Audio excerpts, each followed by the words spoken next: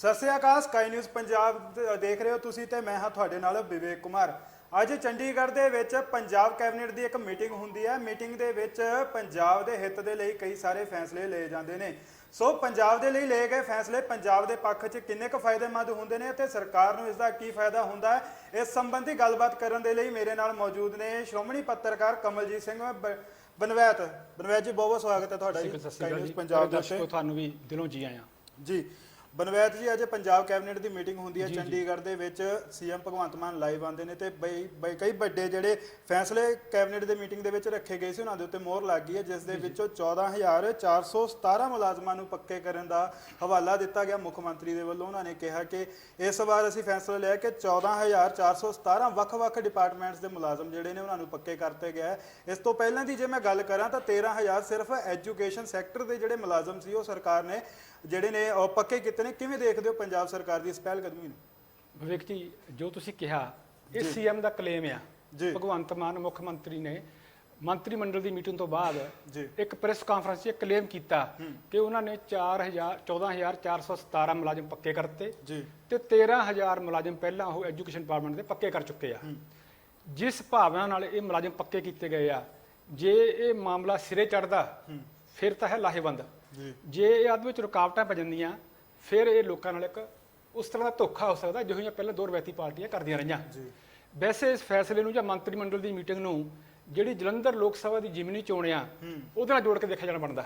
ਠੀਕ ਹੈ, ਕਿਉਂਕਿ ਸਰਕਾਰ ਸੰਗਰੂਰ ਦੀ ਜਿਹੜੀ ਲੋਕ ਸਭਾ ਜ਼ਿਮਨੀ ਚੋਣ ਸੀ ਉਹ ਹਾਰ ਗਈ ਸੀ ਤੇ ਹੁਣ ਸਰਕਾਰ ਦੀ ਆਖਿਰ ਜਿਹੜੀ ਜਲੰਧਰ ਹੈ ਤਾਂ ਜੇ ਦੁਬਾਰਾ ਜਦੋਂ ਸਰਕਾਰ ਦੀ ਆਪਣੀ ਸਰਕਾਰ ਪੰਜਾਬ ਵਿੱਚ ਆਮ ਆਦਮੀ ਪਾਰਟੀ ਦੀ ਜੋ ਹੁਣ ਵੀ ਸਰਕਾਰ ਹਾਰ ਜਾਂਦੀ ਆ, ਠਿੱਡੀ ਲੱਗ ਜਾਂਦੀ ਹੈ, ਤਾਂ ਸਰਕਾਰ ਦੀ ਜਿਹੜੀ ਆ ਬਹੁਤ ਜ਼ਿਆਦਾ ਹੱਦ ਤੱਕ ਆ। ਵੈਸੇ 4,417 ਮੁਲਾਜ਼ਮ ਪੱਕੇ ਕੀਤੇ ਗਏ ਆ, ਉਹਨਾਂ ਵਿੱਚ ਵੱਖ-ਵੱਖ ਵਿਭਾਗਾਂ ਦੇ ਮੁਲਾਜ਼ਮ ਆ।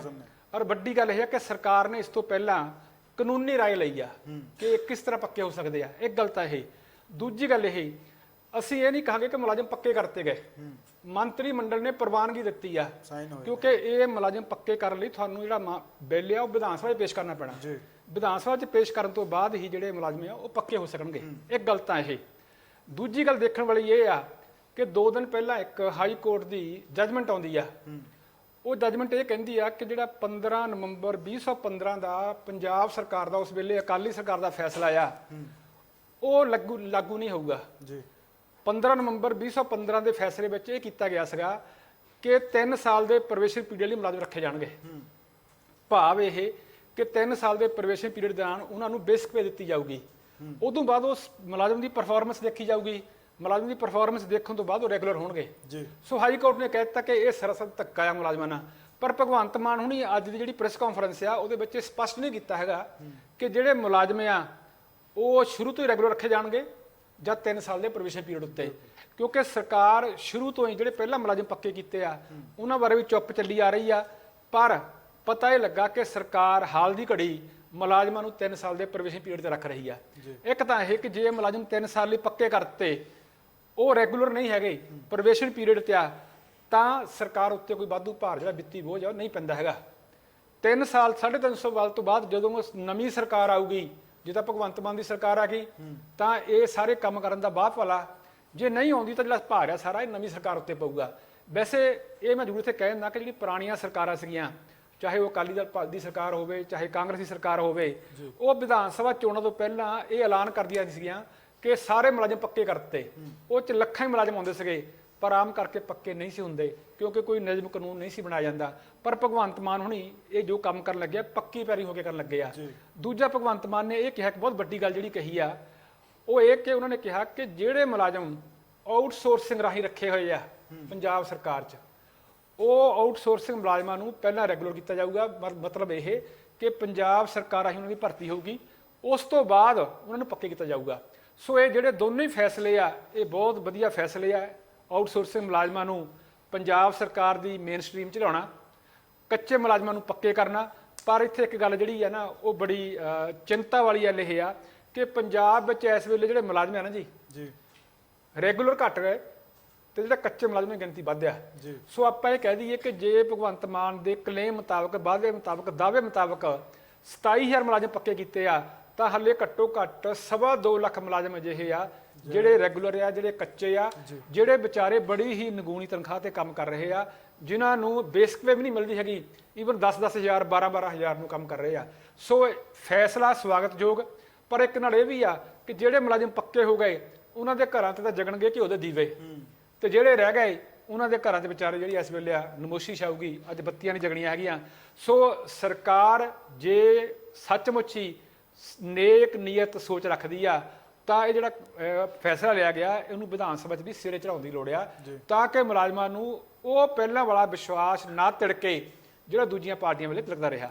ਬਨਵੈਦ ਜੀ, ਜੇਕਰ ਗੱਲ ਕਰਾਂ ਮੈਂ ਬਾਕੀ ਰਵਾਇਤੀ ਪਾਰਟੀਆਂ ਦੀ, ਤਾਂ ਪੰਜਾਬ ਦੇ ਵਿੱਚ ਆਮ ਆਦਮੀ ਪਾਰਟੀ ਨੇ ਚੋਣ ਪ੍ਰਚਾਰ ਵੇਲੇ ਇੱਕ ਗੱਲ ਕਹੀ ਸੀ ਕਿ ਅਸੀਂ ਬਦਲਾਅ ਦੀ ਰਾਜਨੀਤੀ ਕਰਾਂਗੇ। ਜੀ ਬਦਲਾਅ ਦੇਖਣ ਨੂੰ ਵੀ ਮਿਲ ਰਿਹਾ ਹੈ ਕਿ ਜੇ ਸਰਕਾਰ ਤਿੰਨ ਪਾਲਿਸੀਆਂ ਲੈ ਕੇ ਪੰਜਾਬ ਦੇ ਵਿੱਚ ਚੋਣਾਂ ਲੜੀ ਸੀ, ਚਾਹੇ ਉਹ ਸਿਹਤ ਹੋਵੇ, ਚਾਹੇ ਉਹ ਐਜੂਕੇਸ਼ਨ ਹੋਵੇ, ਚਾਹੇ ਉਹ ਰੋਜ਼ਗਾਰ ਹੋਵੇ।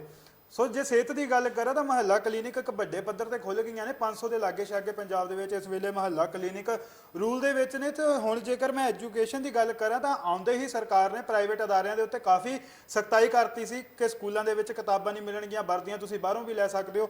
ਸੋ ਉਸ ਤੋਂ ਬਾਅਦ ਜੇਕਰ ਮੈਂ ਹੁਣ ਗੱਲ ਕਰਾਂ ਤਾਂ ਮੁੱਖ ਮੰਤਰੀ ਜਿਹੜਾ ਦਾਅਵਾ ਕਰਦੇ ਨੇ 14,000 ਕੱਚੇ ਮੁਲਾਜ਼ਮ ਪੱਕੇ ਕਰਨ ਦਾ ਤੇ 13,000 ਅਧਿਆਪਕਾਂ ਨੂੰ ਪੱਕੇ ਕਰਨ ਦਾ, ਤਾਂ ਟੋਟਲ ਗਿਣਤੀ ਜਿਹੜੀ 27,000 ਦੇ ਲਾਗੇ ਛਾਗੇ ਪਹੁੰਚ ਜਾਂਦੀ ਹੈ। ਸੋ ਜੇਕਰ ਮੈਂ ਪੁਰਾਣੀਆਂ ਸਰਕਾਰਾਂ ਨਾਲ ਕੰਪੈਰੀਜ਼ਨ ਕਰਾਂ ਤਾਂ ਅਸੀਂ ਪਿਛਲੇ ਸਾਲ ਹਜੇ ਤਾਜੀ ਐਗਜ਼ਾਮਪਲ ਹੈ ਕਿ ਵੱਡੇ ਪੰਜਾਬ ਦੇ ਵਿੱਚ ਹੋਰਡਿੰਗ ਲੱਗੇ ਹੁੰਦੇ ਸੀ। ਇੱਕ ਪਾਸੇ ਚਰਨਜੀਤ ਚੰਨੀ ਜੀ ਦੀ ਫੋਟੋ ਲੱਗੀ ਹੁੰਦੀ ਸੀ, ਦੂਸਰੇ ਪਾਸੇ ਕਾਂਗਰਸ ਦੀ ਬਾਕੀ ਲੀਡਰਸ਼ਿਪ ਹੁੰਦੀ ਸੀ, ਤੇ ਵੱਡੇ ਕਰੋੜਾਂ ਦੀ ਐਡਵਰਟਾਈਜ਼ਮੈਂਟ ਕੀਤੀ ਗਈ ਕਿ 36,000 ਮੁਲਾਜ਼ਮ ਆਪਾਂ ਪੱਕੇ ਕਰਤੇ। ਸੋ ਜਿਹੜੀਆਂ ਸਰਕਾਰਾਂ ਉਹ ਕੰਮ ਲਾਸਟ ਦੇ ਵਿੱਚ ਕਰਦੀਆਂ ਸੀਗੀਆਂ, ਚੋਣਾਂ ਤੋਂ ਪਹਿਲਾਂ ਇਹਨਾਂ ਨੇ ਚੋਣਾਂ ਜਿੱਤਦੇ ਸਾਰੀ 1 ਸਾਲ ਦੇ ਵਿੱਚ ਕਰਨੇ ਸ਼ੁਰੂ ਕਰਤੇ। ਸੋ ਕਿਵੇਂ ਦੇਖਦੇ ਹੋ, ਇੱਕ ਵਧੀਆ ਪਹਿਲ ਕਦਮੀ ਨਹੀਂ ਹੋ ਰਹੀ ਪੰਜਾਬ ਦੇ ਵਿੱਚ? ਦੇਖੋ, ਬਹੁਤ ਸਾਰੇ ਲੋਕ ਨਾ ਚਰਨ ਸਿੰਘ ਚੰਨੀ ਨੂੰ ਭਗਵੰਤ ਮਾਨ ਨਾਲ ਕਾਫੀ ਨੇੜੇ ਮੰਨਦੇ ਆ ਜੀ। ਇਹਦਾ ਨਾਂ ਵੀ ਕਈ ਲੋਕਾਂ ਨੇ ਐਲਾਨਵੰਤ ਰੱਖਿਆ ਹੋਇਆ, ਤੇ ਤੁਸੀਂ ਦੇਖੋਗੇ ਜਿੰਨੇ ਕੁ ਹੋਰਡਿੰਗਸ ਚਰਨ ਸਿੰਘ ਚੰਨੀ ਦੇ ਲੱਗੇ ਸੀਗੇ ਉਨੇ ਕੁ ਹੋਰਡਿੰਗਸ ਭਗਵੰਤ ਮਾਨ ਦੇ ਵੀ ਲੱਗੇ ਹੋਏ ਆ। ਅਗਲੀ ਗੱਲ ਇਹ ਕਿ ਭਗਵੰਤ ਮਾਨ ਨੇ ਤਾਂ ਇਸ਼ਤਿਹਾਰਬਾਜ਼ੀ ਦੇ ਹੱਦਾਂ ਟੱਪਤੀਆਂ, ਚੰਨੀ ਦੀ ਇਸ਼ਤਿਹਾਰਬਾਜ਼ੀ ਤਾਂ ਪੰਜਾਬ ਦੀਆਂ ਸੜਕਾਂ ਤੇ ਹੋਰਡਿੰਗ ਤੱਕ ਤਾਂ ਸੀਮਿਤ ਸੀ, ਪਰ ਇਹ ਤਾਂ ਪੂਰੇ ਦੇਸ਼ ਵਿੱਚ ਜਿਹੜੇ ਇਸ਼ਤਿਹਾਰ ਦੇ ਰਹੇ ਆ। ਅਗਲੀ ਗੱਲ ਇਹ ਕਿ ਇਹਨਾਂ ਦੇ ਵਿੱਚ ਕਈ ਹੋਰਡਿੰਗਸ ਅਜਿਹੇ ਲੱਗੇ ਹੋਏ ਆ ਜਿਹੜੇ ਫੈਸਲੇ ਇਹਨਾਂ ਨੇ ਨਹੀਂ ਲਏ ਹੈਗੇ, ਜਿਹੜੇ ਫੈਸਲੇ ਜੇ ਲੈਣੇ ਆ ਉਹ ਫੈਸਲੇ ਵੀ ਬੋਰਡਾਂ ਤੇ ਲਿਖੇ ਹੋਏ ਆ ਕਿ ਅਸੀਂ ਕਰਤੇ ਗਏ। ਸੋ ਇਹ ਇਸ ਪੱਖੋਂ ਇਸ਼ਤਿਹਾਰਬਾਜ਼ੀ ਪੱਖੋਂ ਭਗਵੰਤ ਮਾਨ ਹੁਣੀ ਚੰਨੀ ਤੋਂ ਪਿੱਛੇ ਨਹੀਂ ਹੈਗੇ। ਪਰ ਇੱਕ ਗੱਲ ਇਹ ਆ ਕਿ ਜਿਵੇਂ ਤੁਸੀਂ ਕਿਹਾ ਕਿ ਬਦਲਾਅ ਦੀ ਗੱਲ ਹੋਈ ਸੀਗੀ, ਦੇਖੋ ਸਿਹਤ ਤੇ ਸਿੱਖਿਆ ਦੇ ਖੇਤਰ 'ਚ ਤਾਂ ਅਜੇ ਆਪਾਂ ਕਹਿ ਦਈਏ ਕਿ ਬਹੁਤਾ ਬਦਲਾਅ ਦੇਖਣ ਨੂੰ ਨਹੀਂ ਮਿਲ ਰਿਹਾ, ਪਰ ਕਈ ਫੈਸਲੇ ਜਿਹੜੇ ਆ ਉਹ ਲੋਕ ਪੱਖੀ ਲਏ ਗਏ ਆ। ਉਦਾਹਰਨ ਵਜੋਂ ਇੱਕ ਵਿਧਾਇਕ ਇੱਕ ਪੈਨਸ਼ਨ ਜਿਹੜੀ ਉਹ ਫੈਸਲਾ ਵਧੀਆ ਲਿਆ ਗਿਆ, ਇੱਕ ਜਿਹੜੇ ਵਿਧਾਇਕ ਆਪਣਾ ਟੈਕਸ ਆਪ ਤਾਰਨਗੇ, ਜਾਂ ਜਿਹੜੀ ਆ ਭ੍ਰਿਸ਼ਟਾਚਾਰ ਵਿਰੁੱਧ ਮੁਹਿੰਮ ਛੇੜੀ ਆ, ਇਹ ਭਗਵੰਤ ਮਾਨ ਦਾ ਇਹ ਕਹਿਣਾ ਕਿ ਮੈਂ ਸ਼ਿਵਾਲਕ ਦੀਆਂ ਪਹਾੜੀਆਂ 'ਚੋਂ ਪੈਸਾ ਕੱਢ ਕੇ ਪੰਜਾਬ ਦਾ ਖਜ਼ਾਨਾ ਭਰੂੰਗਾ, ਔਰ ਉਹ ਕੀਤਾ ਵੀ ਜਾ ਰਿਹਾ। ਸੋ ਇਹਦੇ ਵਿੱਚ ਜਿਹੜਾ ਕਾਫੀ ਸਾਰਾ ਬਦਲਾਅ ਦਿਸਦਾ ਆ, ਪਰ ਕਈ ਪਾਸਿਆਂ ਤੋਂ ਲੋਕ ਜਿਹੜੇ ਆ ਉਹ ਨਿਰਾਸ਼ ਵੀ ਆ, ਕਿਉਂਕਿ ਆਪਾਂ ਇਹ ਕਹਿ ਲਈਏ ਕਿ ਜਿਹੜੇ ਭਗਵੰਤ ਮਾਨ ਨੇ ਆਪਣੇ ਹੀਰੇ ਭੇਜੇ ਸੀਗੇ ਰਾਜ ਸਭਾ ਵਿੱਚ ਉਹ ਖੋਟੇ ਨਿਕਲ ਗਏ। ਸੋ ਬਦਲਾਅ ਹੈ ਪਰ ਪੂਰੀ ਤਰ੍ਹਾਂ ਨਹੀਂ। ਜੀ, ਤੁਸੀਂ ਇੱਕ ਵਿਧਾਇਕ ਇੱਕ ਪੈਨਸ਼ਨ ਦੀ ਗੱਲ ਕੀਤੀ। ਸੋ ਅੱਜ ਜਿਹੜਾ ਪੰਜਾਬ ਸਰਕਾਰ ਨੇ ਇੱਕ ਫੈਸਲਾ ਲੈਂਦੇ ਹੋਏ ਪੁਰਾਣੀ ਪੈਨਸ਼ਨ ਸਕੀਮ ਮੁੜ ਤੋਂ ਬਹਾਲ ਕਰਤੀ ਗਈ ਹੈ ਕਿ ਹੁਣ ਪੰਜਾਬ ਦੇ ਵਿੱਚ ਜਿਹੜੀ ਪੁਰਾਣੀ ਪੈਨਸ਼ਨ ਸਕੀਮ ਚੱਲ ਰਹੀ ਸੀ ਉਹ ਦੁਬਾਰਾ ਤੋਂ ਸ਼ੁਰੂ ਹੋਏਗੀ। ਕਿਵੇਂ ਦੇਖਦੇ ਹੋ ਸਰਕਾਰ ਦੇ ਇਸ ਫੈਸਲੇ ਨੂੰ? ਇਹ ਫੈਸਲਾ ਵੈਸੇ ਨਵਾਂ ਨਹੀਂ ਹੈ ਜੀ। ਤੁਹਾਡੇ ਧਿਆਨ 'ਚ ਹੋਣਾ ਜਦੋਂ ਹਿਮਾਚਲ ਤੇ ਗੁਜਰਾਤ ਦੀਆਂ ਸੀਗੀਆਂ ਚੋਣਾਂ ਵਿਧਾਨ ਸਭਾ, ਉਸ ਵੇਲੇ ਐਲਾਨ ਕੀਤਾ ਗਿਆ ਸੀਗਾ। ਹਿਮਾਚਲ 'ਚ ਤਾਂ ਲਾਗੂ ਵੀ ਹੋ ਗਿਆ, ਪਰ ਮੈਂ ਫਿਰ ਤੁਹਾਡੇ ਸ਼ਾਇਦ ਉਹਨੂੰ ਥੋੜਾ ਸੋਧਦਾ ਕਿ ਨਾ ਹਿਮਾਚਲ 'ਚ ਲਾਗੂ ਹੋਇਆ, ਨਾ ਪੰਜਾਬ 'ਚ ਲਾਗੂ ਹੋਇਆ, ਨਾ ਲਾਗੂ ਹੋਣ ਦੀ ਹਾਲ ਦੀ ਘੜੀ ਕੋਈ ਪੋਸੀਬਿਲਿਟੀ ਆ। ਕਿਉਂਕਿ ਜੇ ਤੁਸੀਂ ਅੱਜ ਦੀਆਂ ਅਖਬਾਰਾਂ ਵਿੱਚ ਜਿਹੜੀ ਕੇਂਦਰ ਦੀ ਵਿੱਤ ਮੰਤਰੀ ਆ ਨਿਰਮਲਾ ਸੀਤਾਰਮਨ, ਉਹਨਾਂ ਦਾ ਤੁਸੀਂ ਬਿਆਨ ਪੜ੍ਹੋਗੇ ਤਾਂ ਉਹਨਾਂ ਨੇ ਕਹਿ ਦਿੱਤਾ ਕਿ ਸੂਬਾ ਸਰਕਾਰਾਂ ਨੇ ਜਿਹੜਾ ਪੈਸਾ ਨਵੀਂ ਪੈਨਸ਼ਨ ਸਕੀਮ ਲਈ ਸਾਡੇ ਕੋਲ ਜਮ੍ਹਾਂ ਕਰਵਾਇਆ ਸੀ ਅਸੀਂ ਉਹ ਵਾਪਸ ਨਹੀਂ ਕਰਨਾ ਹੈਗਾ। ਸੋ ਪੰਜਾਬ ਸਰਕਾਰ ਜੇ ਉਹ ਪੈਸਾ ਜਿਹੜਾ ਉਹ ਪਹਿਲਾਂ ਜਮ੍ਹਾਂ ਕਰਾ ਚੁੱਕੇ ਆ ਉਹ ਵਾਪਸ ਨਹੀਂ ਮਿਲਦਾ, ਕੀ ਫਿਰ ਵੀ ਇਹ ਜਿਹੜੀ ਸਕੀਮ ਹੈ ਲਾਗੂ ਕਰ ਦੂਗੀਆਂ? ਇੱਕ ਤਾਂ ਇਹ ਸਰਕਾਰ ਤੇ ਡਿਪੈਂਡ ਕਰਦਾ। ਦੂਜਾ ਗੱਲ ਇਹ ਕਿ ਉਹ ਪੈਸਾ ਜੋ ਸੂਤਰ ਦੱਸਦੇ ਆ, ਜਿਹੜਾ ਪੈਸਾ ਸੂਬਿਆਂ ਨੇ ਸੈਂਟਰ ਨੂੰ ਦਿੱਤਾ ਸੀਗਾ ਉਹ ਅਡਾਨੀ ਅੰਬਾਨੀ ਦੇ ਸ਼ੇਅਰ ਲਾ ਦਿੱਤਾ ਗਿਆ ਸੀਗਾ। ਅਡਾਨੀ ਤੇ ਅੰਬਾਨੀ ਦੇ ਸ਼ੇਅਰ ਜਿਹੜੇ ਇਸ ਵੇਲੇ ਬੂੰਦੇ ਬੁੱਢੇ ਹੋਏ ਆ। ਸੋ ਇਸ ਕਰਕੇ ਐਡਾ ਸੌਖਾ ਨਹੀਂ ਹੈ, ਪਰ ਜੇ ਸਰਕਾਰ ਚਾਹੇ ਤਾਂ ਕੁਝ ਵੀ ਕਰਨਾ ਜਿਹੜਾ ਆ ਉਹ ਮੁਸ਼ਕਲ ਨਹੀਂ ਹੁੰਦਾ ਹੈਗਾ। ਪਰ ਤੁਹਾਨੂੰ ਮੈਂ ਥੋੜਾ ਦੱਸਦਾ ਇਹ ਕਿ 1/4 ਭਾਵ 1 ਜਨਵਰੀ 2004 ਤੋਂ ਬਾਅਦ ਜਿਹੜੇ ਮੁਲਾਜ਼ਮ ਨਵੇਂ ਭਰਤੀ ਹੋਏ ਆ ਉਹਨਾਂ ਨੂੰ ਪੈਨਸ਼ਨ ਨਹੀਂ ਮਿਲਣੀ ਹੈ। ਨਵੀਂ ਪੈਨਸ਼ਨ ਸਕੀਮ ਇਹ ਆ। ਪੁਰਾਣੀ ਪੈਨਸ਼ਨ ਸਕੀਮ ਇਹ ਆ ਕਿ ਜਦੋਂ ਤੁਹਾਡੀ ਸਰਵਿਸ ਜਿਹੜੀ ਆ ਇੱਕ ਖਾਸ 17 ਸਾਲ ਤੋਂ ਉੱਪਰ ਲੰਘ ਜਾਂਦੀ ਆ ਤਾਂ ਤੁਹਾਨੂੰ ਪੈਨਸ਼ਨ ਮਿਲਦੀ ਆ। ਤੁਹਾਡੀ ਤਨਖਾਹ 40% ਹੋ ਸਕਦਾ, 60% ਹੋ ਸਕਦਾ। ਨਵੀਂ ਪੈਨਸ਼ਨ ਸਕੀਮ ਜਿਹੜੀ ਆ ਉਹ ਤੁਹਾਨੂੰ ਕੰਟਰੀਬਿਊਟਰੀ ਪੈਨਸ਼ਨ ਸਕੀਮ ਮਿਲੂਗੀ। ਭਾਵ ਇਹ ਕਿ ਤੁਹਾਨੂੰ ਉਹੀ ਕੁਝ ਪੈਸਾ ਮਿਲੂਗਾ ਜਿਹੜਾ ਤੁਸੀਂ ਆਪ ਇਨਵੈਸਟ ਕੀਤਾ। ਇਹਦੇ ਵਿੱਚ ਇੱਕ ਇਹ ਤੁਸੀਂ ਦੇਖੋ ਬੜਾ ਵੱਡਾ ਚੱਕਰ ਪਿਆ ਹੋਇਆ ਕਿ ਕਈ ਜਿਹੜੇ ਵਿਭਾਗ ਆ ਉਹਨਾਂ ਨੇ ਪੁਰਾਣੀ ਪੈਨਸ਼ਨ ਸਕੀਮ ਲਾਗੂ ਨਹੀਂ ਕੀਤੀ, ਨਵੀਂ ਨੂੰ ਲੈ ਕੇ ਹਿੜਕਾ ਪਿਆ ਹੋਇਆ ਕਿ ਸਰਕਾਰ ਨੇ ਬਿਆਨ ਦੇ ਦਿੱਤਾ, ਪਰ ਉਹ ਮੁਲਾਜ਼ਮ ਜਿਹੜੇ ਰਿਟਾਇਰ ਹੋ ਰਹੇ ਆ ਨਾ ਉਹਨਾਂ ਨੂੰ ਕੁਝ ਮਿਲ ਰਿਹਾ ਪੀਪੀਐਫ ਵਿੱਚੋਂ ਮਿਲ ਰਿਹਾ, ਨਾ ਉਹਨਾਂ ਨੂੰ ਦੂਜੇ ਜਿਹੜੇ ਲਾਭ ਮਿਲ ਰਹੇ ਆ। ਬਹੁਤ ਸਾਰੇ ਮੁਲਾਜ਼ਮ ਜਿਹੜੇ ਆ ਖਾਲੀ ਹੱਥੀਂ ਘਰਾਂ ਨੂੰ ਆ ਰਹੇ ਆ, ਜਦੋਂ ਕਿ ਆਮ ਮੁਲਾਜ਼ਮ ਜਿਹਦੀ 20-25 ਸਾਲ ਦੀ ਸਰਵਿਸ ਹੁੰਦੀ ਆ ਉਹ ਜਦੋਂ ਰਿਟਾਇਰ ਹੁੰਦਾ ਨਾ ਜੀ ਉਹ 30-35 ਲੱਖ ਰੁਪਏ ਆਪਣੀ ਜੇਬ ਜਿਹੜਾ ਆ ਉਹ ਪਾ ਕੇ ਆਉਂਦਾ। ਸੋ ਇਹ ਇੱਕ ਭਗਵੰਤ ਮਾਨ ਨੇ ਗੱਲ ਹੋਰ ਬੜੀ ਵੱਡੀ ਕਹੀ ਆ ਇਹ ਕਿ ਇੱਕ 3 ਮੈਂਬਰੀ ਕਮੇਟੀ ਬਣਾਈ ਸੀ ਕੈਬਨਿਟ ਸਬ ਕਮੇਟੀ ਪੁਰਾਣੀ ਪੈਨਸ਼ਨ ਬਹਾਲ ਕਰਨ ਲਈ। ਉਹ ਜਿਹੜੀ ਕਮੇਟੀ ਆ ਉਹ ਸਾਰੀਆਂ ਸ਼ਰਤਾਂ ਜਿਹੜੀਆਂ ਉਹ ਨਿਰਧਾਰਿਤ ਕਰੂਗੀ। ਲੋੜ ਇਹ ਆ ਕਿ ਜੇ ਤੁਸੀਂ ਗੁਜਰਾਤ ਜਾਂ ਹਿਮਾਚਲ ਚੋਣਾਂ ਤੋਂ ਪਹਿਲਾਂ ਫੈਸਲਾ ਲੈ ਰਿਹਾ ਸੀਗਾ ਤਾਂ ਤੁਹਾਨੂੰ ਜਿਹੜੇ ਨਿਯਮ ਆ ਉਹ ਪਹਿਲਾਂ ਬਣਾ ਲੈਣੇ ਚਾਹੀਦੇ ਸੀਗੇ ਤਾਂ ਕਿ ਲੋਕ ਜਿਹੜੇ ਆ ਮੁਲਾਜ਼ਮ ਜਿਹੜੇ ਆ ਉਹਨਾਂ ਨੂੰ ਕੋਈ ਦਿੱਕਤ ਨਾ ਆਵੇ ਜੀ। ਸੋ ਜੇਕਰ ਮੈਂ ਹੁਣ ਭਗਵੰਤ ਮਾਨ ਦੀ ਗੱਲ ਕਰਾਂ ਤਾਂ ਜਦੋਂ ਪੰਜਾਬ ਦੇ ਵਿੱਚ ਚੋਣਾਂ ਹੁੰਦੀਆਂ ਨੇ ਸੋ ਭਗਵੰਤ ਮਾਨ ਦੇ 2-3 ਡਾਇਲੌਗ ਬੜੇ ਫੇਮਸ ਹੁੰਦੇ ਨੇ ਕਿ ਪੰਜਾਬ ਦੇ ਨੌਜਵਾਨਾਂ ਨੂੰ ਟੀਕੇ ਖੋ ਕੇ ਟਿਫਨ ਫੜਾਵਾਂਗੇ, ਦੁਆਰ ਤੇ ਕੰਮ ਤੇ ਜਾਣਗੇ, ਖੇਤੀ ਜਿਹੜੀ ਹੈ ਇੱਕ ਲਾਹੇਵੰਦ ਧੰਦਾ ਬਣਾਵਾਂਗੇ, ਹੁਣ ਕਿਸਾਨ ਖੁਦਕੁਸ਼ੀਆਂ ਕਰ ਰਹੇ ਨੇ, ਖੁਦਕੁਸ਼ੀਆਂ ਤੋਂ ਰੋਕਾਂਗੇ। ਸੋ ਅੱਜ ਵਿਵੇਕ ਜੀ ਉਹਨਾਂ ਨੇ ਤਾਂ ਗੋਰਿਆਂ ਨੂੰ ਵੀ ਨੌਕਰੀ ਦੇਣੀ ਸੀ ਇੱਥੇ ਜੀ ਕਿ ਪੰਜਾਬ ਦੇ ਨੌਜਵਾਨਾਂ ਨੂੰ ਵਿਦੇਸ਼ ਜਾਣ ਤੋਂ ਰੋਕਾਂਗੇ। ਸੋ ਜੇਕਰ ਅੱਜ ਮੈਂ ਕੈਬਨਿਟ ਮੀਟਿੰਗ ਦੀ ਗੱਲ ਕਰਾਂ ਤਾਂ ਕੈਬਨਿਟ ਮੀਟਿੰਗ ਦੇ ਵਿੱਚ ਕਿਸਾਨਾਂ ਦੇ ਲਈ ਇੱਕ ਬਹੁਤ ਵਧੀਆ ਫੈਸਲਾ ਲਿਆ ਗਿਆ ਹੈ। ਹਾੜੀ ਦੀ ਫਸਲ ਦੀ ਜਿਹੜੀ ਹੈ ਉਹਦੇ ਲਈ ਇੱਕ ਫੂਡ ਗ੍ਰੇਨ ਪਾਲਿਸੀ ਵੀ ਬਣਾਉਣ ਦੀ ਜਿਹੜੀ ਆ ਤਰਵੀਜ ਪੇਸ਼ ਕੀਤੀ ਗਈ ਹੈ। ਕਿਵੇਂ ਦੇਖਦੇ ਹੋ ਕਿ ਕਿਸਾਨਾਂ ਨੂੰ ਇਸ ਦਾ ਕਿੰਨਾ ਕੁ ਫਾਇਦਾ ਹੋਏਗਾ? ਵਿਵੇਕ ਜੀ ਅੱਜ ਦੀਆਂ ਜਿਹੜੀਆਂ ਅਖਬਾਰਾਂ ਨੇ ਨਾ ਜੀ, ਜੋ ਤੁਸੀਂ ਸਵੇਰੇ ਅਖਬਾਰਾਂ ਪੜ੍ਹਦੇ ਹੋ ਤਾਂ ਤੁਹਾਨੂੰ ਇੱਕ ਬੜੀ ਉਦਾਸ ਕਰਨ ਵਾਲੀ ਨਮੋਸ਼ੀ ਵਾਲੀ ਖਬਰ ਮਿਲਦੀ ਆ ਜੀ। ਉਹ ਇਹ ਕਿ ਕੇਂਦਰ ਸਰਕਾਰ ਨੇ ਜਿਹੜੀ ਇੱਕ ਲਿਮਟ ਦੇਣੀ ਹੁੰਦੀ ਆ ਸੂਬਿਆਂ ਨੂੰ, ਪੰਜਾਬ ਨੂੰ ਖੇਤੀਬਾੜੀ ਦੀ ਫਸਲ ਦੀ ਸੰਭਾਲ ਲਈ, ਉਹ ਤੇ ਕੱਟ ਲਾਤਾ। ਇਸ ਕਰਕੇ ਖਬਰ ਜਿਹੜੀ ਆ ਇਹ ਬੜੀ ਉਦਾਸ ਕਰਨ ਵਾਲੀ ਸੀਗੀ। ਹੁਣ ਜਿਹੜੀ ਅੱਜ ਨਵੀਂ ਪਾਲਿਸੀ ਤੇ ਮੋਹਰ ਲਾਈ ਗਈ ਆ ਉਹਦੇ ਵਿੱਚ ਕਈ ਚੰਗੇ ਫੈਸਲੇ ਲਏ ਗਏ ਆ। ਤੁਹਾਡੇ ਧਿਆਨ ਹੋਣਾ ਕਿ ਬੜੀ ਵਾਰੀ ਖਬਰਾਂ ਚੱਲਦੀਆਂ ਹੁੰਦੀਆਂ ਕਿ ਮੰਡੀਆਂ ਚੋਂ ਜਿਹੜੀ ਜਿਣਸ ਆ ਉਹ 20 ਕੁਇੰਟਲ ਚੱਕੀ ਗਈ, ਸ਼ੈਲਰ 'ਚ ਪਹੁੰਚਦੀ ਉਹ 18 ਰਹਿ ਗਈ, ਜਦੋਂ ਐਫਸੀਆਈ ਨੂੰ ਭੇਜਣ ਲੱਗੇ ਉਹ 16 ਰਹਿ ਗਈ। ਸੋ ਹੁਣ ਇਹ ਨਵੀਂ ਸਰਕਾਰ ਨੇ ਇਹ ਕਰਤਾ ਕਿ ਜਿਹੜੇ ਟਰੱਕ ਮੰਡੀਆਂ ਤੋਂ ਸ਼ੈਲਰਾਂ ਨੂੰ, ਗੋਦਾਮਾਂ ਨੂੰ ਜਿਣਸ ਦੀ ਢੋਆ ਢਵਾਈ ਕਰਨਗੇ ਉਹਨਾਂ ਟਰੱਕਾਂ ਨੂੰ ਜੀਪੀਐਸ ਸਿਸਟਮ ਨਾਲ ਜੋੜਿਆ ਜਾਊਗਾ। ਭਾਵ ਉਸ ਟਰੱਕ ਦੀ ਟਰੈਕਿੰਗ ਹੋਊਗੀ ਕਿ ਇਹ ਟਰੱਕ ਜਿਹੜਾ ਕਿੱਥੋਂ ਲੱਦਿਆ ਗਿਆ, ਕਿੱਥੇ ਲਾਇਆ, ਲੱਦਣ ਵੇਲੇ ਕੀ ਭਾਰ ਸੀਗਾ ਤੇ ਲਾਉਣ ਵੇਲੇ ਵੇਟ ਕੀ ਸੀਗਾ। ਸੋ ਇਸ ਕਰਕੇ ਇੱਕ ਜਿਹੜਾ ਸਿਸਟਮ ਜਿਹੜਾ ਨਾ ਜੀ ਇਹ ਜਿਹੜੀ ਚੋਰੀ ਸੀਗੀ, ਜਿਹੜੀ ਆਪਾਂ ਕਹੀਏ ਖੋਰਾ ਲੱਗਦਾ ਸੀਗਾ, ਉਹਨੂੰ ਤਾਂ ਰੁਕਾਵਟ ਜਿਹੜੀ ਆ ਉਹ ਹੋ ਜੂ ਬੰਦ। ਦੂਜਾ ਭਗਵੰਤ ਮਾਨ ਨੇ ਇੱਕ ਫੈਸਲਾ ਕਿਹੜਾ ਹੋਰ ਨਵਾਂ ਦੱਸਿਆ ਹੋਇਆ ਇਹ ਕਿ ਜਿਹੜੇ ਮਜ਼ਦੂਰ ਮੰਡੀਆਂ ਵਿੱਚ ਕੰਮ ਕਰਦੇ ਆ ਉਹਨਾਂ ਦੀ ਦਿਹਾੜੀ ਬੜੀ ਘੱਟ ਹੁੰਦੀ ਆ। ਪੰਜਾਬ ਨੇ ਕੇਂਦਰ ਸਰਕਾਰ ਨੂੰ ਲਿਖਿਆ ਸੀਗਾ ਕਿ ਤੁਸੀਂ ਜਿਹੜੀ ਮਜ਼ਦੂਰੀ ਆ, ਲੇਬਰ ਆ ਪੱਲੇਦਾਰਾਂ ਦੀ, ਉਹਦੇ ਵਿੱਚ 25% ਦਾ ਵਾਧਾ ਕਰੋ ਜੀ। ਕੇਂਦਰ ਸਰਕਾਰ ਨੇ 20% ਦਾ ਵਾਧਾ ਕਰਤਾ, ਪਰ ਅੱਜ ਕੈਬਨਿਟ ਨੇ ਇਹ ਕੀਤਾ ਕਿ ਜਿਹੜਾ 20% ਵਾਧਾ ਆ ਉਹ ਤਾਂ ਦੇਊਗੀ ਕੇਂਦਰ ਸਰਕਾਰ, ਪਰ ਪੰਜਾਬ ਸਰਕਾਰ ਨੇ 25 ਮੰਗਿਆ ਸੀਗਾ, ਜਿਹੜਾ 5% ਆ ਉਹ ਪੰਜਾਬ ਸਰਕਾਰ ਦੇ ਖਜ਼ਾਨੇ ਵਿੱਚ ਜਾਊਗਾ। ਸੋ ਇਹ ਮਜ਼ਦੂਰਾਂ ਦੀ ਇੱਕ ਜਿਹੜੀ ਬਾਹ ਫੜਨ ਵਾਲੀ ਗੱਲ ਆ। ਤੁਸੀਂ ਜੇ ਮੰਡੀਆਂ 'ਚ ਗਏ ਹੋਵੋਗੇ ਤਾਂ ਤੁਸੀਂ ਦੇਖਿਆ ਹੋਣਾ ਕਿ ਜਦੋਂ ਮੰਡੀਆਂ ਵਿੱਚ ਛਾਣਨੇ ਲੱਗਦੇ ਆ, ਭਰੀਆਂ ਜਾਂਦੀਆਂ ਬੋਰੀਆਂ, ਤਾਂ ਬੜੀ ਧੂੜ ਉੱਡਦੀ ਹੁੰਦੀ ਆ। ਇਹ ਵਿਚਾਰੇ ਪੱਲੇਦਾਰਾਂ ਦੀ, ਮਜ਼ਦੂਰਾਂ ਦੀ, ਫਿਰ ਤੁਸੀਂ ਵੀ ਦੇਖਿਆ ਹੋਣਾ ਕਿ ਇੱਕ ਮਜ਼ਦੂਰ ਆਪਣੀ ਮੋਢੇ ਤੇ ਕੁਆਂਟਲ ਦੀ ਬੋਰੀ ਲੱਦੀ ਟਰੱਕਾਂ 'ਚ ਲੱਦਦਾ। ਸੋ ਉਹਨਾਂ ਦੀ ਜਿੰਨੀ ਕੁ ਮਿਹਨਤ ਸੀ, ਜਿੰਨਾ ਕੁ ਵਿਚਾਰੇ ਆਪਣਾ ਜ਼ੋਰ ਮਾਰਦੇ ਸੀਗੇ, ਉਹਨਾਂ ਨੂੰ ਜਿਹੜੀ ਉਹਨਾਂ ਮਿਹਨਤਾਨਾ ਨਹੀਂ ਸੀ ਮਿਲਦਾ। ਸੋ ਇਹ ਜਿਹੜਾ ਇੱਕ ਉਹਨਾਂ ਦੀ ਮਤਲਬ ਆਪਾਂ ਕਹਿ ਲਈਏ ਮਿਹਨਤਾਨੇ ਵਿੱਚ ਕਹਿ ਲਈਏ ਜਾਂ ਤਨਖਾਹ ਵਿੱਚ 25% ਦਾ ਵਾਧਾ ਕੀਤਾ ਗਿਆ, 20% ਦੀ ਕੇਂਦਰ ਸਰਕਾਰ ਪਾਊਗਾ ਤੇ 25% ਪੰਜਾਬ ਸਰਕਾਰ, ਇਹ ਵਧੀਆ ਗੱਲ ਆ ਜੀ। ਸੋ ਹੁਣ ਆ ਜਾਂਦੇ ਆ ਪੰਜਾਬ ਦੇ ਬਜਟ ਸੈਸ਼ਨ ਦੇ ਉੱਤੇ। ਸੋ ਅੱਜ ਦੀ ਕੈਬਨਿਟ ਮੀਟਿੰਗ ਦੇ ਵਿੱਚ ਫੈਸਲਾ ਲਿਆ ਗਿਆ ਕਿ 7 ਮਾਰਚ ਤੋਂ ਪੰਜਾਬ ਦੇ ਵਿੱਚ ਬਜਟ ਸੈਸ਼ਨ ਸ਼ੁਰੂ ਹੋ ਜਾਏਗਾ ਤੇ ਜਿਹੜਾ 10 ਮਾਰਚ ਨੂੰ ਹੈ ਪੰਜਾਬ ਦੇ ਬਜਟ ਪੇਸ਼ ਕੀਤਾ ਜਾਵੇਗਾ। ਸੋ ਕਹਿ ਰਹੇ ਨੇ ਕਿ ਇਸ ਵਾਰੀ 1 ਮਹੀਨੇ ਦਾ ਵੀ ਲਗਭਗ ਹੋ ਸਕਦਾ ਹੈ ਬਜਟ ਸੈਸ਼ਨ, ਪਰ ਇਸ ਦੇ ਉੱਤੇ ਕੋਈ ਅੱਜ ਮੁੱਖ ਮੰਤਰੀ ਬੋਲਦੇ ਹੋਏ ਦਿਖਾਈ ਨਹੀਂ ਦਿੱਤੇ। ਇਹ ਸਰੋਤ ਖਬਰ ਸੀ ਸੋਰਸਜ ਦੀ ਜੀ ਕਿ 1 ਮਹੀਨੇ ਸੈਸ਼ਨ ਹੋਊਗਾ। ਭਗਵੰਤ ਮਾਨ ਹੁਣੀ ਜਾਂ ਹਰਪਾਲ ਸਿੰਘ ਚੀਮੇ ਹੁਣੀ ਜਦੋਂ ਵਿਰੋਧੀ ਧਿਰ ਵਿੱਚ ਸੀਗੇ, ਇਹ ਕਾਂਗਰਸ ਤੇ ਇਲਜ਼ਾਮ ਲਾਉਂਦੇ ਰਹੇ ਆ ਕਿ ਜਿਹੜਾ ਬਜਟ ਸੈਸ਼ਨ ਆ ਉਹ ਬਹੁਤ ਛੋਟਾ ਹੁੰਦਾ ਜਾ ਰਿਹਾ, ਸੁੰਗੜਦਾ ਜਾ ਰਿਹਾ। ਕਿਹਾ ਜਾਂਦਾ ਸੀਗਾ ਕਿ ਜਿਹੜੀ ਸਰਕਾਰ ਆ ਉਹ ਵਿਰੋਧੀਆਂ ਦੇ ਹਮਲੇ ਤੋਂ ਡਰਦੀ ਆ ਤੇ ਜੇ ਆਪਾਂ ਭਗਵੰਤ ਮਾਨ ਦੀ ਸਰਕਾਰ ਦੀ ਗੱਲ ਕਰ ਲਈਏ ਤਾਂ ਇਹਨੇ ਵੀ ਜੋ ਪਿਛਲੇ ਸੈਸ਼ਨ ਲੰਘਿਆ ਉਹਦੇ ਵਿੱਚ ਵੀ ਉਹ ਕੁਝ ਕੀਤਾ ਜੋ ਪਿਛਲੀਆਂ ਸਰਕਾਰਾਂ ਕਰਦੀਆਂ ਰਹੀਆਂ। ਇਹਨਾਂ ਦਾ ਵੇਲੇ ਵੀ ਜਿਹੜਾ ਬਜਟ ਸੈਸ਼ਨ ਹੈ ਉਹ ਬਹੁਤ ਸੁੰਗੜਿਆ ਰਿਹਾ। ਜੇ ਮੈਂ ਤੁਹਾਨੂੰ ਅੰਕੜੇ ਦੱਸਦਾ ਇਹ ਤਾਂ ਪ੍ਰਤਾਪ ਸਿੰਘ ਕੈਰੋਂ ਵੇਲੇ 28 ਦਿਨਾਂ ਦਾ ਸੈਸ਼ਨ ਚੱਲਦਾ ਸੀਗਾ ਜੀ, ਸਭ ਤੋਂ ਬੜਾ ਸੈਸ਼ਨ ਹੁੰਦਾ ਜੀ। ਉਦੋਂ ਬਾਅਦ ਸੈਸ਼ਨ ਘਟ ਕੇ 23-24 ਦਿਨਾਂ ਦਾ ਹੋ ਗਿਆ। ਪ੍ਰਕਾਸ਼ ਸਿੰਘ ਬਾਦਲ ਦੇ ਵੇਲੇ 11 ਦਿਨਾਂ ਦਾ ਰਹਿ ਗਿਆ। ਕੈਪਟਨ ਅਮਰਿੰਦਰ ਸਿੰਘ ਵੇਲੇ ਜਿਹੜਾ ਸੈਸ਼ਨ ਆ ਉਹ 2 ਦਿਨ ਦਾ ਵੀ ਚੱਲਿਆ। ਸਪੈਸ਼ਲ ਸੈਸ਼ਨ ਦਾ ਨਾਮ ਦੇ ਦਿੰਦੇ ਸੀ ਜੀ। ਭਗਵੰਤ ਮਾਨ ਹੁਣੀ ਵੀ ਇਹ ਕੀਤਾ। ਭਗਵੰਤ ਮਾਨ ਨੂੰ ਖੈਰ ਚਲਾਕੀ ਵੀ ਕਰ ਗਏ ਕਿ ਆਮ ਕਰਕੇ ਹੁੰਦਾ ਕਿ ਜਿਹੜੇ ਸੈਸ਼ਨ ਉਹ 3 ਹੁੰਦੇ ਆ, ਵਿੱਚ 6 ਮਹੀਨੇ ਗੈਪ ਚਾਹੀਦਾ ਹੁੰਦਾ। ਭਗਵੰਤ ਮਾਨ ਨੂੰ ਜਿਹੜਾ ਸਰਦਰਦ ਸੈਸ਼ਨ ਆ ਉਹ ਖਾ ਗਏ ਸੀਗੇ। ਹੁਣ ਜਿਹੜਾ ਇਹ ਸੈਸ਼ਨ ਸੱਦਿਆ ਜਾ ਰਿਹਾ ਬਜਟ ਸੈਸ਼ਨ, ਇਹ 2 ਭਾਗਾਂ 'ਚ ਹੋਊਗਾ ਜੀ। ਵੈਸੇ ਜੋ ਉਹਨਾਂ ਨੇ ਡਿਟੇਲ ਦਿੱਤੀ ਆ ਨਾ, ਉਸ ਹਿਸਾਬ ਨਾਲ ਜਿਹੜਾ ਸੈਸ਼ਨ ਉਹ ਚੱਲਣਾ 5-7 ਦਿਨ ਹੀ ਆ, ਕਿਉਂਕਿ ਤੈਨੂੰ ਸੈਸ਼ਨ ਜਿਹੜਾ ਹੈਗਾ ਉਹ ਤੁਸੀਂ ਜੇ ਦੇਖੋਗੇ ਫਰਾਈਡੇ ਆ, ਫਰਾਈਡੇ ਨੂੰ ਸੈਸ਼ਨ ਜਿਹੜਾ ਉਹ ਸ਼ਰਧਾਂਜਲੀਆਂ ਹੋਣਗੀਆਂ ਜੀ। ਫਿਰ ਮੁੜ ਕੇ ਸ਼ਨੀ ਐਤਵਾਰ ਦੀ ਛੁੱਟੀ ਆ ਜਾਣੀ ਆ। 5 ਨੂੰ ਫਿਰ ਭਾਸ਼ਣ ਤੇ ਬਹਿਸ ਹੋ ਜਾਣੀ ਆ। ਕਰਦਿਆਂ ਮੁੜ ਕੇ ਜਿਹੜੇ ਆ 2-4 ਫਿਰ ਛੁੱਟੀਆਂ ਆ ਗਈਆਂ ਤੇ ਫਿਰ 10 ਨੂੰ ਜਿਹੜਾ ਆ ਉਹ ਬਜਟ ਪੇਸ਼ ਕਰਨਾ। 11 ਨੂੰ ਉੱਤੇ ਬਹਿਸ ਆ।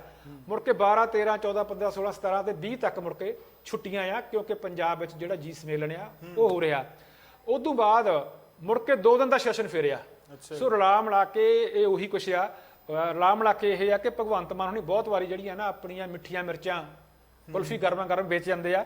ਸੋ ਉਹ ਦੇਖੋ ਉਹ ਹੈ ਤਾਂ ਧਨੀ ਆ ਬੋਲਦੇ ਤਾਂ ਉਹਨਾਂ ਨੇ ਮੈਨੂੰ ਲੱਗਦਾ ਕਿ ਜਿਹੜਾ ਇਹ ਬਜਟ ਸੈਸ਼ਨ ਆ ਇਹ ਉਹ ਜਿਹੜੀ ਹੈ ਨਾ ਉਹ ਪੁਰਾਣੀ ਬੋਤਲ ਨਵੀਂ ਸ਼ਰਾਬ, ਨਵੀਂ ਪੁਰਾਣੀ ਬੋਤਲ, ਉਹੀ ਜਿਹੜੀ ਗੱਲ ਆ ਉਹ ਕਰਤੀ। ਪਰ ਬਜਟ ਸੈਸ਼ਨ ਇਹ ਠੀਕ। ਇੱਕ ਹੋਰ ਵੀ ਦੱਸਦਾ ਕਿ ਭਗਵੰਤ ਮਾਨ ਸਰਕਾਰ ਦਾ ਪਹਿਲਾ ਵੱਡਾ ਬਜਟ ਸੈਸ਼ਨ ਆ। ਪਿਛਲੀ ਵਾਰ ਜਦੋਂ 10 ਮਾਰਚ ਨੂੰ ਭਗਵੰਤ ਮਾਨ ਸਰਕਾਰ ਬਣੀ ਸੀਗੀ, ਉਦੋਂ ਬਾਅਦ ਪਹਿਲਾਂ ਤਾਂ ਇਹਨਾਂ ਨੇ ਜਿਹੜਾ 3 ਮਹੀਨੇ ਦਾ ਬਜਟ ਪੇਸ਼ ਕੀਤਾ ਸੀਗਾ। ਮੁੜ ਕੇ ਜਿਹੜਾ ਬਜਟ ਪੇਸ਼ ਕੀਤਾ ਉਹ 9 ਮਹੀਨੇ ਦਾ ਸੀਗਾ। ਸੋ ਇਹ ਪਹਿਲਾ ਬਜਟ ਆ ਕੇਂਦਰ ਸਰਕਾਰ ਦਾ। ਇਹ ਫੁੱਲ ਬਜਟ ਆਖਰੀ ਆ ਤੇ ਭਗਵੰਤ ਮਾਨ ਦਾ ਫੁੱਲ ਬਜਟ ਜਿਹੜਾ ਆ ਇਹ ਪਹਿਲਾ ਆ ਜੀ। ਸੋ ਜੇਕਰ ਮੈਂ ਅੱਜ ਦੀ ਕੈਬਨਿਟ ਮੀਟਿੰਗ ਦੀ ਗੱਲ ਕਰਾਂ ਤਾਂ ਸੋ ਪੰਜਾਬ ਦੇ ਆਮ ਆਵਾਮ ਤੋਂ ਇਲਾਵਾ ਕਾਂਗਰਸ ਦੀ ਨਿਗਾਹ ਬੜੀ ਟਿਕੀ ਹੋਈ ਸੀ ਅੱਜ ਦੀ ਕੈਬਨਿਟ ਮੀਟਿੰਗ ਦੇ ਉੱਤੇ। ਉਹ ਮਸਲਾ ਹੈ ਨਵਜੋਤ ਸਿੰਘ ਸਿੱਧੂ ਜੀ ਦਾ। ਸੋ ਨਵਜੋਤ ਸਿੰਘ ਸਿੱਧੂ ਪਿਛਲੇ ਲੰਬੇ ਸਮੇਂ ਤੋਂ ਜਿਹੜਾ 1 ਸਾਲ ਦੇ ਕਰੀਬ ਹੋਣ ਵਾਲਾ ਜੇਲ੍ਹ ਦੇ ਵਿੱਚ ਨੇ। ਸੋ ਬਾਰ-ਬਾਰ ਮੰਗ ਉੱਠਦੀ ਹੈ ਉਹਨਾਂ ਦੀ ਰਿਹਾਈ ਦੀ ਤੇ ਬਾਰ-ਬਾਰ ਇਹ ਰੇੜਕਾ ਵੀ ਬਣ ਜਾਂਦਾ ਪੰਜਾਬ ਸਰਕਾਰ ਦੇ ਵਿੱਚ। ਜੇਕਰ ਮੈਂ ਹੁਣ 26 ਜਨਵਰੀ ਦੀ ਗੱਲ ਕਰਾਂ ਤਾਂ ਕਾਂਗਰਸ ਵੱਲੋਂ ਤੇ ਨਵਜੋਤ ਸਿੰਘ ਸਿੱਧੂ ਵੱਲੋਂ ਤਾਂ ਇੱਕ ਰੋਡ ਮੈਪ ਵੀ ਤਿਆਰ ਕਰ ਲਿਆ ਗਿਆ ਸੀਗਾ, ਜਿਸ ਦੇ ਵਿੱਚ ਉਹ ਦੱਸਦੇ ਨੇ ਕਿ ਜਦੋਂ ਜੇਲ੍ਹ ਚੋਂ ਨਿਕਲਣਗੇ ਤਾਂ ਪਹਿਲਾਂ ਗੁਰਦੁਆਰਾ ਸਾਹਿਬ ਜਾਣਗੇ, ਫਿਰ ਘੁੰਮ ਫਿਰ ਕੇ ਪੂਰੇ ਪਟਿਆਲੇ ਚੋਂ ਜਿਹੜੀ ਹੈ ਰੈਲੀ ਘਰ ਤੱਕ ਜਾਏਗੀ। ਸੋ ਦੂਸਰੇ ਦਿਨ ਤੱਕ 26 ਜਨਵਰੀ ਤੱਕ ਇਹੀ ਨਹੀਂ ਪਤਾ ਲੱਗਦਾ, ਇਹ ਕਨਫਰਮ ਹੀ ਨਹੀਂ ਹੁੰਦਾ ਕਿ ਉਹ ਜੇਲ੍ਹ ਚੋਂ ਆ ਰਹੇ ਨੇ ਕਿ ਨਹੀਂ ਆ ਰਹੇ ਨੇ। ਸੋ ਅੱਜ ਦੀ ਕੈਬਨਿਟ ਮੀਟਿੰਗ ਦੇ ਵਿੱਚ ਲੋਕਾਂ ਨੂੰ ਬਹੁਤ ਉਮੀਦ ਸੀ, ਖਾਸ ਕਰਕੇ ਕਾਂਗਰਸੀਆਂ ਨੂੰ, ਕਾਂਗਰਸੀ ਸਮਰਥਕਾਂ ਨੂੰ, ਕਿ ਅੱਜ ਪੰਜਾਬ ਸਰਕਾਰ ਜਿਹੜਾ ਹੈ ਕੋਈ ਫੈਸਲਾ ਲੈ ਸਕਦੀ ਹੈ ਨਵਜੋਤ ਸਿੰਘ ਸਿੱਧੂ ਦੀ ਰਿਹਾਈ ਦੇ ਉੱਤੇ। ਸੋ ਫੈਸਲਾ ਤਾਂ ਅੱਜ ਵੀ ਨਹੀਂ ਲਿਆ ਗਿਆ ਕਿ ਜਾਣਬੁੱਝ ਕੇ ਲੱਗ ਨਹੀਂ ਰਿਹਾ ਕਿ ਬੰਡੇਟਾ ਪੋਲਿਟਿਕਸ ਫਿਰ ਤੋਂ ਹੋ ਰਹੀ ਹੈ, ਕਿ ਸਾਰਾ ਕੁਝ ਪ੍ਰਵਾਨਗੀ ਮਿਲ ਗਈ ਹੈ, ਬਸ ਇੱਕ ਕੈਬਨਿਟ ਦੇ ਸਾਈਨ ਹੋਣੇ ਬਾਕੀ ਨੇ ਤੇ ਉਹਦੇ ਉੱਤੇ ਕੋਈ ਫੈਸਲਾ ਵੀ ਨਹੀਂ ਲਿਆ ਜਾ ਰਿਹਾ। ਵਿਵੇਕ ਜੀ, ਸਕਾਈ ਨਿਊਜ਼ ਦੇ ਪਿਛਲੇ ਦਿਨੀ YouTube ਤੇ Facebook ਤੇ ਆਪਾਂ ਇੱਕ ਆਰਟੀਕਲ ਪਾਇਆ ਜੀ। ਜਿਸ ਆਰਟੀਕਲ ਦਾ ਹੈਡਿੰਗ ਇਹ ਸੀਗਾ, ਅਸੀਂ ਇੱਕ ਵੱਖਰੀ ਜਿਹੜੀ ਆ ਤੁਹਾਨੂੰ ਖਬਰ ਸਾਨੂੰ ਸਾਂਝੀ ਕੀਤੀ ਸੀਗੀ। ਉਸ ਆਰਟੀਕਲ 'ਚ ਲਿਖਿਆ ਸੀਗਾ ਕਿ ਨਵਜੋਤ ਸਿੰਘ ਸਿੱਧੂ ਦੀ ਜਿਹੜੀ ਰਿਹਾਈ ਆ ਉਹ ਇੱਕ ਮਜ਼ਾਕ ਬਣ ਕੇ ਰਹਿ ਗਈ। ਜਿਵੇਂ ਪਹਿਲਾਂ ਚੱਲੀ ਸੀ ਗੱਲ ਕਿ ਉਹਨਾਂ ਨੂੰ ਰਿਹਾ ਕੀਤਾ 26 ਜਨਵਰੀ ਨੂੰ, ਫਿਰ ਗੱਲ ਇਹ ਆ ਗਈ ਸੀ ਕਿ ਰਿਹਾ ਕੀਤਾ ਜਾਊਗਾ ਅੱਜ 19 ਉਹਨਾਂ ਨੂੰ, ਕਿਉਂਕਿ ਜਿਹੜੀ ਉਹਨਾਂ ਦੀ ਸਜ਼ਾ ਆ ਉਹ 'ਚ ਆਪਾਂ 90 ਦਿਨ ਘੱਟ ਕਰ ਦਈਏ ਜਾਂ ਉਹ ਜਿਹੜੀ ਸਜ਼ਾ ਆ 19 ਨੂੰ ਪੂਰੀ ਹੋ ਜਾਂਦੀ ਆ, ਕਿਉਂਕਿ 19 ਮਈ ਨੂੰ ਫੜੇ ਗਏ ਸੀਗੇ। ਮੁੜ ਕੇ ਇਹ ਹੁੰਦਾ ਜਿਹੜਾ ਉੱਥੋਂ ਦਾ ਜੇਲ੍ਹ ਦਾ ਸੁਪਰਡੈਂਟ ਆ ਉਹਦੇ ਕੋਲ ਇਖਤਿਆਰ ਹੁੰਦਾ ਕਿ ਉਹ 30 ਦਿਨ ਮੁਆਫ ਕਰ ਸਕਦੇ ਸਜ਼ਾ ਗੁੱਡ ਕਰੈਕਟਰ ਦੀ, ਚੰਗੇ ਆਚਰਣ ਦੀ, ਤੇ 30 ਦਿਨ ਦੀ ਸਜ਼ਾ ਜਿਹੜੀ ਮਾਫ ਹੋ ਸਕਦੀ ਆ ਉਹ ਸਜ਼ਾ ਮਾਫ ਹੋ ਸਕਦੀ ਹੁੰਦੀ ਆ 60 ਦਿਨ ਦੀ, ਕਿ ਤੁਸੀਂ ਕੰਮ ਕਰਦੇ ਰਹੇ ਹੋ ਬਿਨਾਂ ਛੁੱਟੀ ਤੋਂ, ਤੁਸੀਂ ਕੋਈ ਪੈਰੋਲ ਨਹੀਂ ਲਈ। ਪਰ ਜਿਹੜਾ ਅਸੀਂ ਆਰਟੀਕਲ ਲਿਖਿਆ, ਸੋਚਿਆ ਕਿ ਸਾਂਝ ਪਾਈ ਸੀ ਇਹ ਕਿ ਕੈਪਟਨ ਅਮਰਿੰਦਰ ਸਿੰਘ ਸਰਕਾਰ ਵੇਲੇ ਜੇਲ੍ਹ ਮੈਨੂਅਲ ਬਦਲ ਦਿੱਤੇ ਗਏ ਸੀਗੇ। ਉਹ ਜੇਲ੍ਹ ਮੈਨੂਅਲ 'ਚ ਪੱਕਾ ਹੀ ਫਿਕਸ ਕਰਤਾ ਸੀਗਾ ਕਿ ਜਿਹੜੇ ਬੰਦੇ ਨੂੰ ਸਜ਼ਾ 1 ਤੋਂ 3 ਸਾਲ ਦੀ ਹੋਈ ਆ ਉਹਦੀ ਸਜ਼ਾ ਮੁਆਫੀ ਸਿਰਫ 30 ਦਿਨ ਦੀ ਹੋਊਗੀ। ਸੋ ਇਹ 30 ਦਿਨ ਦੀ ਜਿਹੜੀ ਸਜ਼ਾ ਮੁਆਫੀ ਆ, ਦੂਜੇ ਸ਼ਬਦਾਂ 'ਚ ਇਹ ਕਹਿਦਾ ਕਿ ਕੈਪਟਨ ਅਮਰਿੰਦਰ ਸਿੰਘ ਨਵਜੋਤ ਸਿੱਧੂ ਦੀ ਬੀੜੇ 'ਚ ਬੱਟੇ ਪਾ ਗਏ ਜੀ, ਤੇ ਉਹਨਾਂ ਦੀ ਜਿਹੜੀ ਹੁਣ ਸਜ਼ਾ ਮੁਆਫੀ ਆ ਉਹ ਸਿਰਫ 30 ਦਿਨ ਦੀ ਆ। ਇਸ ਤਰ੍ਹਾਂ ਉਹ ਆਪਾਂ ਇਹ ਕਹਿ ਲਈਏ ਵਿਸਾਖੀ ਤੋਂ ਬਾਅਦ ਰਿਹਾ ਹੋ ਸਕਣਗੇ। ਜਿਹੜੀ ਉਹ ਅਗਲੀ ਗੱਲ ਇੱਕ ਹੋਰ ਇਹ ਵੀ ਆ ਕਿ ਗਵਰਨਰ ਤੇ ਸਰਕਾਰ ਕੋਲੇ ਹਮੇਸ਼ਾ ਹੀ ਅਧਿਕਾਰ ਹੁੰਦਾ ਕਿ ਉਹ ਸਜ਼ਾ ਮਾਫ ਕਰਦੇ ਆ।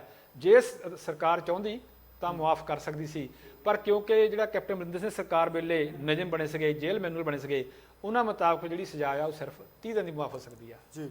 ਸੋ ਬਹੁਤ ਬਹੁਤ ਧੰਨਵਾਦ ਬਨਵੈਤ ਜੀ ਆਪਣੇ ਕੀਮਤੀ ਸਮਾਂ ਸਾਨੂੰ ਦੇਣ ਦੇ ਲਈ। ਸੋ ਇਹ ਸਨ ਸਾਡੇ ਨਾਲ ਸ਼੍ਰੋਮਣੀ ਪੱਤਰਕਾਰ ਕਮਲਜੀਤ ਸਿੰਘ ਬਨਵੈਤ, ਜਿਨ੍ਹਾਂ ਨੇ ਅੱਜ ਪੰਜਾਬ ਸਰਕਾਰ ਵੱਲੋਂ ਕੈਬਨਿਟ ਮੀਟਿੰਗ ਦੇ ਵਿੱਚ ਲਏ ਗਏ ਫੈਸਲਿਆਂ ਦੀ ਗੰਭੀਰਤਾ ਦੱਸੀ ਤੇ ਉਸ ਦਾ ਜਿਹੜਾ ਹੈ ਵਿਸ਼ਲੇਸ਼ਣ ਕੀਤਾ। ਉਮੀਦ ਕਰਦੇ ਹਾਂ ਕਿ ਤੁਹਾਨੂੰ ਸਾਡਾ ਇਹ ਪ੍ਰੋਗਰਾਮ ਬਿਲਕੁਲ ਪਸੰਦ ਆਇਆ ਹੋਵੇਗਾ। ਸੋ ਅਗਲੀ ਵਾਰੀ ਫਿਰ ਹਾਜ਼ਰ ਹੋਵਾਂਗੇ ਕੁਝ ਨਵੇਂ ਵਿਸ਼ਿਆਂ ਦੇ ਨਾਲ ਤੇ ਕਰਾਂਗੇ ਉਹਨਾਂ ਦੀ ਵਿਚਾਰ ਚਰਚਾ। ਤਦ ਤੱਕ ਦੇ ਲਈ ਮੈਨੂੰ ਯਾਨੀ ਵਿਵੇਕ ਨੂੰ ਦਿਓ ਇਜਾਜ਼ਤ ਤੇ ਤੁਸੀਂ ਦੇਖਦੇ ਰਹੋ ਸਕਾਈ ਨਿਊਜ਼ ਪੰਜਾਬ। ਸਤਿ ਸ੍ਰੀ ਅਕਾਲ।